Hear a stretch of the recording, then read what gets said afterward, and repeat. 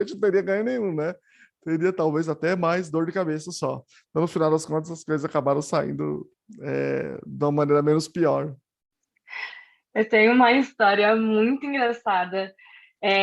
Na verdade, algumas, né? Porque quando a gente trabalha em grupo, acontecem muitas coisas que a gente fica meio assim, celular voando do oitavo andar, enfim.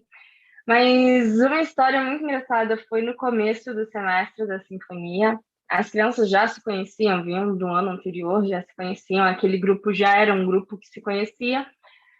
Cada criança tem um acompanhante terapêutico que faz um treinamento antes e depois vai para a prática junto com a gente. Uma das crianças, ela tinha um espírito de liderança um pouco forte. Então, ele tinha movimentos muito rápidos, a acompanhante dele ficava meio assustada, tipo, ai meu Deus, o que eu faço? Teve um momento que esse menino foi para a sala onde a gente guarda os instrumentos.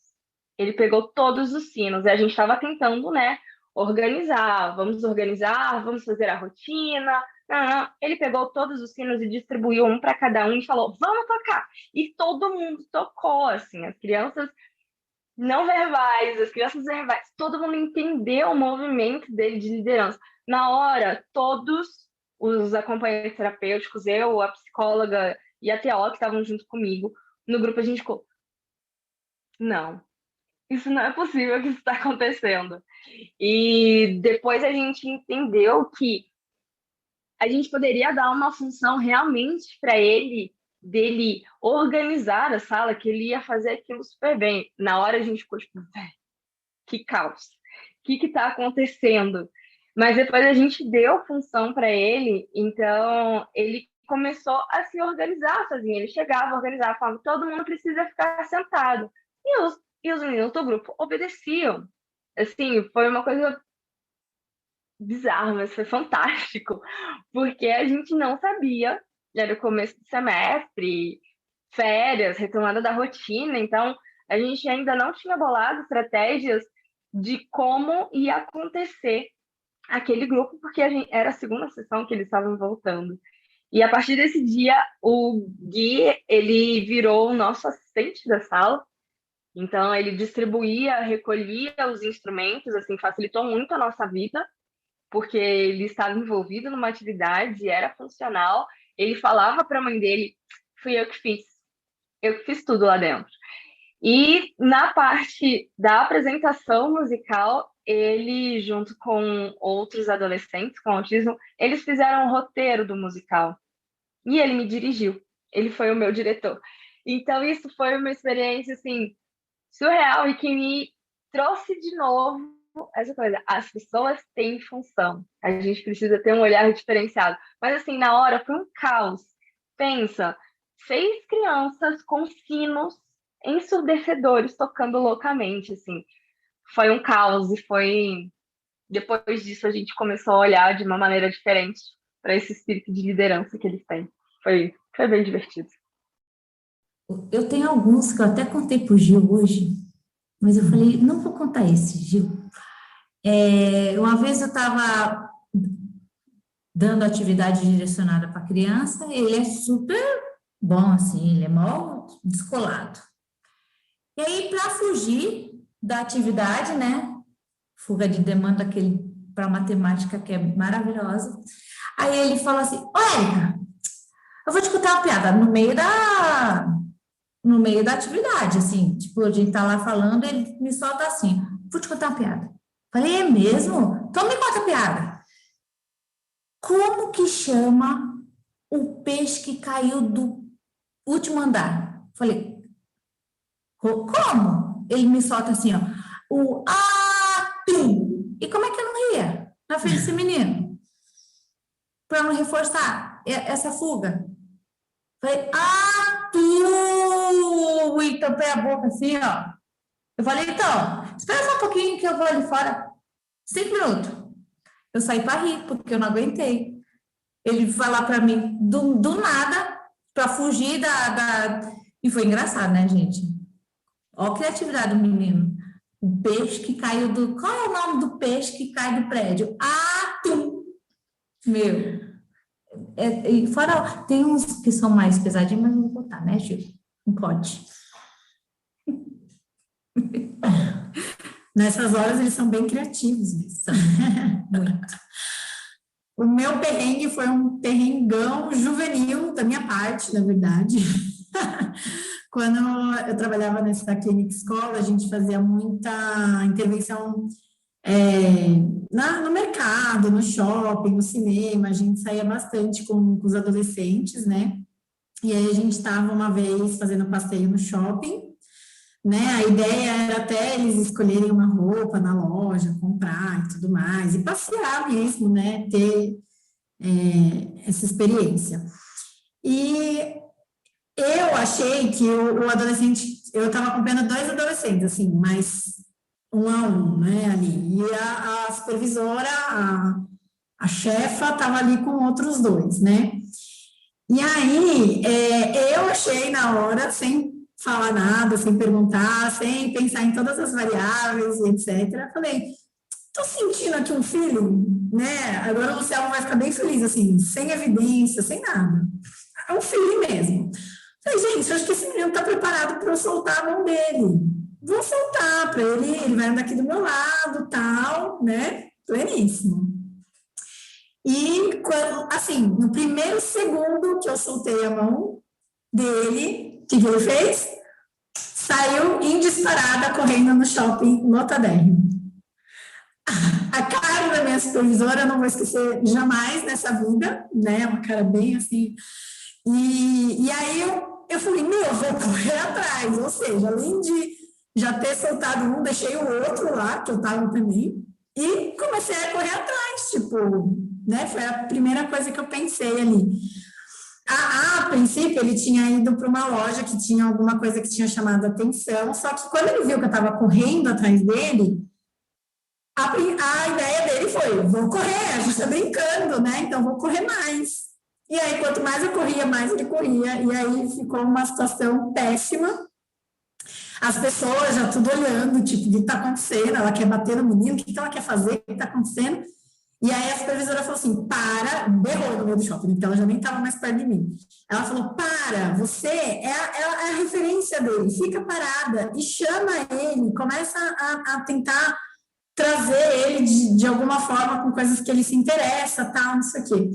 E aí eu aqui, né, plena, mas por dentro congelada, chamando e tentando trazer alguns estímulos, alguma coisa que ele prestasse atenção ali em mim, até que um tempo depois, que aí ele também percebeu que eu já não estava mais correndo, e aí ele começou a realmente voltar na minha direção e tal, e aí a gente foi fazendo, e eu falei, gente, tá vendo? Não é assim, não é o feeling, né? Então, até uma lição aí que realmente bem de iniciante, bem juvenil e que realmente é o que fica até como um fechamento aí porque a gente conversou tanto, que não é assim fazer da sua cabeça, que não é achar que vai dar certo, tem que ter planejamento, tem que ter as evidências, né? Tem que ser uma coisa programada, estruturada, a gente tem que pensar nas variáveis que aquilo pode ter, né? Então, foi logo assim no começo, então foi bem marcante mesmo.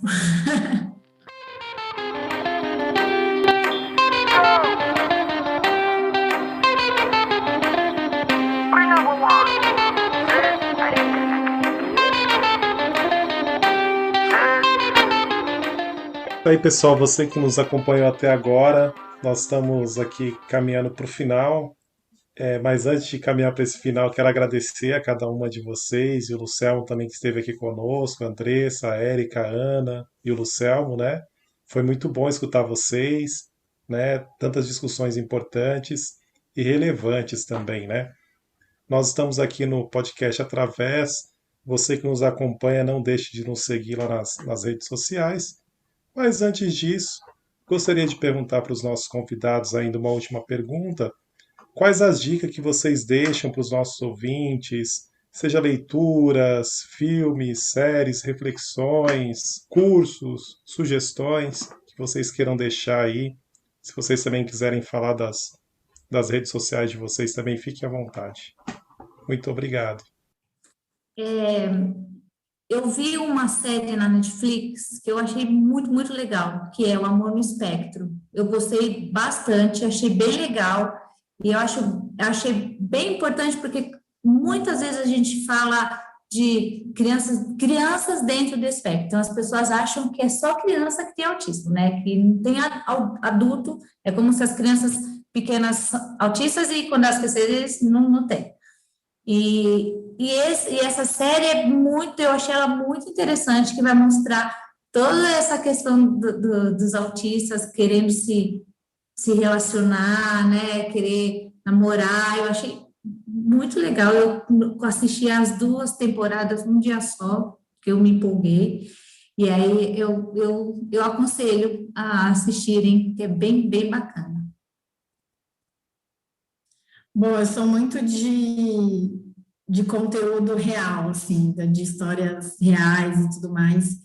Então, me fugiu o nome de alguns livros aqui, mas o que eu aprendi muito com os cursos e até conversando muito com famílias e tudo mais, e é uma dica que eu queria deixar aqui, é da gente seguir nas redes sociais os autistas.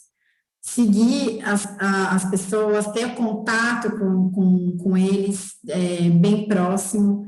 Tem muitas páginas de Facebook, que, claro, tem algumas que é um pouco tragédia, assim, mas tem muitas que também trazem conteúdos muito importantes, né? Então, assim, no Instagram tem inúmeros, depois a gente pode até pensar em passar aqui para deixar no link do post, mas, assim, tem muitas pessoas, né, com autismo que tem muito conteúdo para falar, muita coisa para mostrar e para ajudar a gente também na própria intervenção, na própria parte da socialização. Então, a maior dica que eu dou se tem também uma forma da gente fazer a inclusão acontecer, é essa, né? Uma vez eu fiz um curso até sobre capacitismo, e uma das perguntas iniciais eram essa: quantas pessoas do seu convívio social, são autistas, e quantas pessoas autistas ou com algum transtorno você segue nas redes sociais, né? E isso eu acho que me impactou muito, e realmente quando eu comecei a seguir, fez uma diferença pessoal e profissional. Então, essa é a dica que eu queria deixar. Ainda nessa dica da Andressa, eu quero fazer um apontamento. Porque eu acho que quando a gente fala de autismo, a gente tem que... Porque eu entendo essa discussão, por exemplo, quando a gente fala de deficiência física. Mas quando a gente fala de autismo, o buraco é mais embaixo. Por quê? Porque tem uma série, uma faixa extensa de pessoas que não pode ter um perfil, porque não tem as condições cognitivas e de comunicação para fazer isso. E aí a gente gera uma contradição, que é o seguinte: imagina eu, Lucelmo, que sou uma pessoa com autismo, dizendo assim, gente, autismo é isso aqui, do jeito que eu estou aqui. Não é. Não é. Né? Só que isso gera uma distorção, porque a gente só consegue ver os que são assim.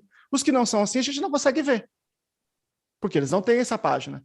E aí, por exemplo, eu publiquei um estudo, já faz alguns anos já, sobre séries de TV que representam pessoas com autismo. 100% eram gênios.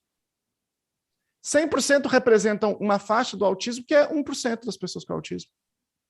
A grande maioria que tem deficiência intelectual, que tem dificuldades muito graves, não estão aqui e não vão estar.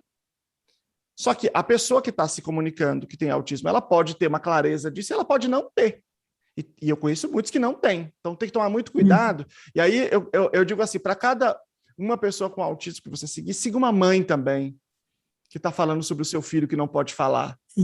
Né? Para você evitar essa visão distorcida da realidade, que é um grande perigo, que as representações midiáticas de filme, de série, porque há digamos assim, um glamour literário, cinematográfico desse autismo gênio, que acaba incorporando também essa distorção. Então, sigam essas pessoas. E outra coisa, segue, ouça, mas nunca se separe da evidência científica.